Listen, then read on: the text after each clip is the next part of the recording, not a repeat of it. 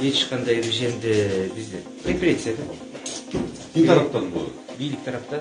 Бул жерде бизге коюлган доонун баары жабылган, жомок. Катышпаган адам катары эле отурам азыр жерде жыйналышка. Эч кандай азыр Сталин репрессия болгондой эле азыркы бийликтин репрессиясы деп эсептейм. Ал милиция тараптан бир кысымдык деп коркутуу болгон жок. Чыңгыз мырза, ички иштер министрлиги ошол көчө маалымат таратты, ал жерде ошол жыйынга кармалгандардын кандайдыр бир кылмышка айыпка катыштыгы бар экени далилдеген фактылар бар деп айтып атат. Бул боюнча эмне дейсиз? Ал жерде жыйналышта андай деле жаман мындай эме сөз айтып алган эмес болгондо, баягы жыйналышка мени чакырышкан, катышуучу уулчу маалымат алайын деп бардым.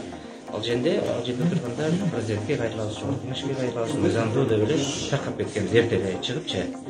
Анан түшүнүксүз болуп калды, көчөгүнү воскресенье үйгө барып, үйдүн баарын текшерип, биз алып келдик. Мен таң калдым да, мен жөн эле катышып маалымат алайын ал жерде. Анан эмне жөнүндө эле сөз болду?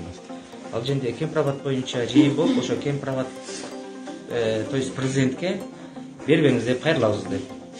Анан жогорку кеңешке кайрылуу болмок. Башка эч кандай сөздөр болгон эмес. Бийлик алабыз деген бир сөздөр болдубу? Жок, андай болгон эмес. Мунун баары жөө жумак. Через нерешено. Я. Смело смотри. Да. Смело, нормально читаю. Детский отвечать. Шайым кетип калбады. Шай кетти, коркпа.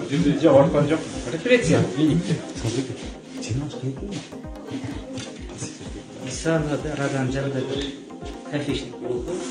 Тактын бетке мен интернеттен маалымат алып баргам. Азыр болгону баягы чындыкты айткан адилеттүүлүк талап кылган кишилерди коркутуп үркүтөбүз, мындан коркпойбуз, үркпөйбүз.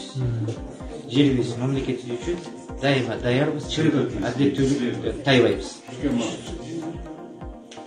Ошол элге туура маалымат берип койсоңуздар, журналистер болгон,